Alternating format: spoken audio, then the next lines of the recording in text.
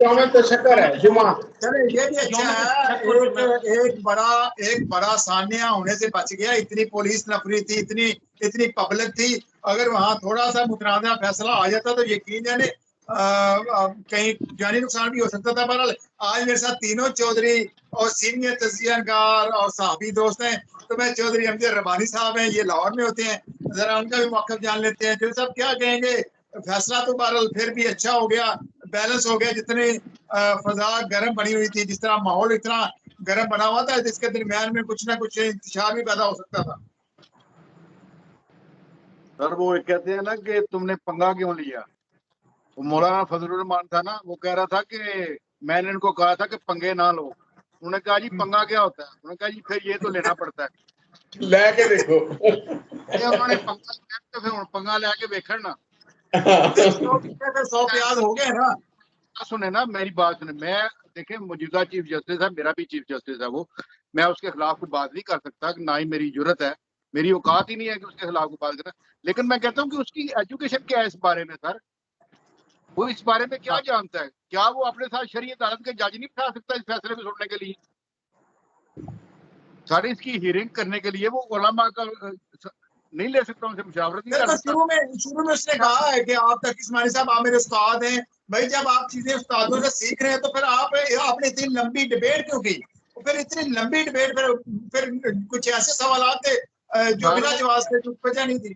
साहब उन्होंने फिर कहा ना उसको, जज को, फिर उन्होंने बावर कराया ना। उन्होंने कहा तुम्हारी क्या क्वालिफिकेशन है इस बारे में।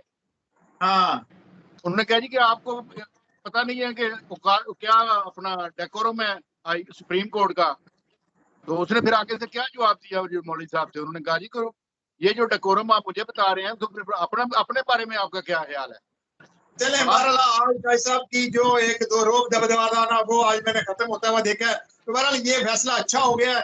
जो एक अल्लाह का शुक्र ये है कि हम इससे निकल आए हैं। तो अब दूसरी तरफ हम देखते हैं, पीटीआई ने जलसे का ऐलान किया था, लेकिन रात को ही जब जलसे की इजाजत मिल गई तो फिर जलसा कैंसिल क्यों किया गया?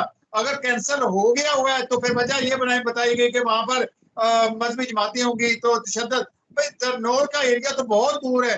तो पहले तो मसूद चंद साहब आप बताइएगा, आपके पास क्या इन्फॉर्मेशन थी? ये जो सुबह सुबह प्रेस कॉन्फ्रेंस की गई थी, ये झूठ पर मबनी थी या ये दबाव में आकर एस्टेब्लिशमेंट ने करवाई थी इनसे? सर मैंने आपको एक बात बताता हूँ। हमारे एक दोस्त है, उन्होंने परसों ट्वीट किया था कि जी जलसा अगर हो गया तो नई तब्दीली हम देखेंगे सियासत में पाकिस्तान की। तो मैंने उन्हें ट्वीट के जवाब में ये बात कही कि जलसा तो नहीं होगा तो आप फिर तब्दीली कैंसिल कर लें फिलहाल। तो वही हुआ, आखिरकार जलसा नहीं हुआ। अच्छा, एक होती है कंपनी की मशहूरी, हमने ये माजी में बड़ी अच्छी तरह देखी है। जमाते इस्लामी का जो धरना हमने देखा है ना, वो कंपनी की बाकायदा तौर पर मशहूरी होती देखी है। मतलब एक बिल्कुल एक सड़क के किनारे जगह मिल गई खुली डुली और एक पार्क मिल गया और जनाब कंपनी मशहूर हो रही है। और मीडिया कवरेज भी बड़ी थी, मीडिया कवरेज भी थी, तमाम डीएसएनजी होती थी। अभी पीटीआई को कंपनी की मशहूरी के लिए हायर नहीं किया गया। ये साबित करता है ये जो आज हुआ है पूरी एपिसोड, ये कंपनी ने उन्हें हायर अभी नहीं किया, यानी उनके साथ वो मामला मुझसे पहली सी मोहब्बत मेरे महबूब ना मांग वाली बात चल रही है अभी। तो आने वाले दिनों में जब बीवी आ गई है जी, महबूब फंसा हुआ है, महबूब आजकल परेशान है। चले चले तो सब क्या कहते हैं आप चले मैं जो इफ्तिखार साहब से पूछ लेता हूँ। इफ्तिखार साहब क्या कहते हैं, ये कबूलियत कब होगी? मकबूलियत तो है, कबूलियत नहीं हो रही। सर बात ये है कि मेरा कुछ जो है पिंडी वालों से भी बात हुई, आपारा वालों से भी बात हुई। तो वो उनका एक मौक़िफ़ दोस्ताना, आपको जिस तरह आप 3-4 दोस्त बैठे हैं ना, इस तरह उसका कोई ताल्लुक नहीं है इस चीज से सरकारी जो है।